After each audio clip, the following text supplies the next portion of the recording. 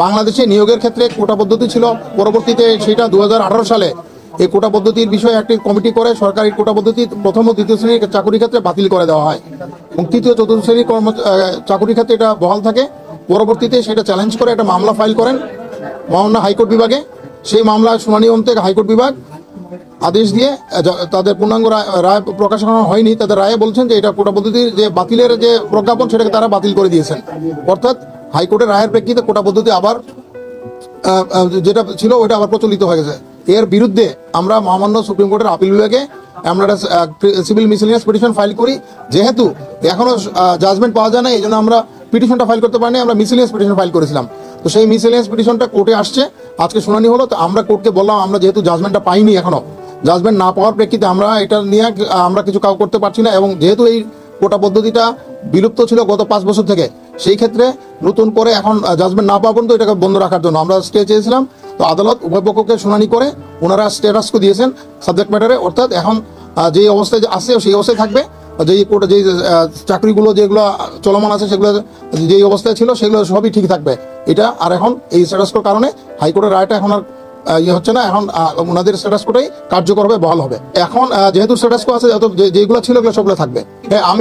আমি একটা বলতে চাচ্ছি যে যারা আন্দোলন করছেন তাদেরকে আমি অনুরোধ করবো, তাদেরকে যেহেতু তাদের সুপ্রিম কোর্ট এটা বিবেচনায় নিয়েছেন এবং সুপ্রিম কোর্ট এটা কথা বলছেন, তাদের যদি কোনো গ্রিভান্স থাকে তারা যেন এখানে এসে পক্ষ হয়ে তারা বলতে পারে, সেটাও কিন্তু তাদের আদেশে এটা আছে।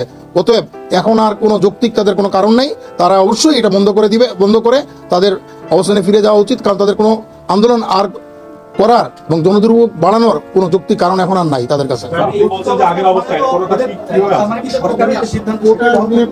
হ্যাঁ, এখন শুনেন যে অবস্থা ছিল আগে রায়ের আগে সেই অবস্থা, কারণ এখন যে স্ট্যাটাসকো বলছে সাবজেক্ট ম্যাটারে তো এটা ছিল, এটা বাতিল করা ছিল না, সেই ক্ষেত্রে বাতিল আছে। এখন যে নতুন যেগুলো আছে, যেগুলো পুরো যে বিজ্ঞাপন আছে, যেগুলো বিজ্ঞপ্তিত হয়েছে, সেগুলোতে কোটা পদ্ধতি লাগবে না। পরবর্তী নতুনটা যদি করতে হয় তাহলে এখন আপাতত কিছু করবে না, মামলাটা 7 তারিখে শুনানি হবে, তখন কোর্ট ঠিক করবে এটা।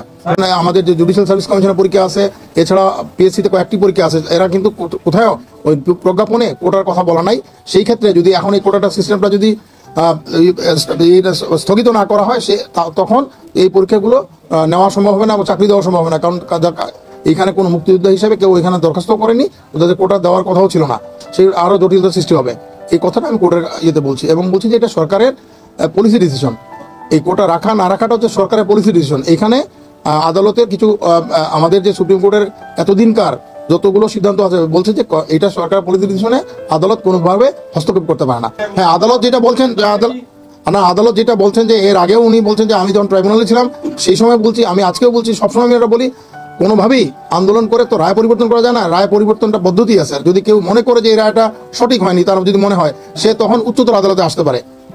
এবং আদালত বলছেন যে যারা আন্দোলন করছেন তারা যদি মনে করেন, তারা অবশ্যই তাদের কথা বলার জন্য এই মামলায় এসে পক্ষ হয়ে মামলায় কথা বলতে পারবেন। এখন এর প্রেক্ষিতে যে প্রক্রিয়াগুলো আছে সবগুলোতেই মেধার যারা এই কোটা পদ্ধতি যে 2018 যে সার্কুলার সেই অনুযায়ী চলবে।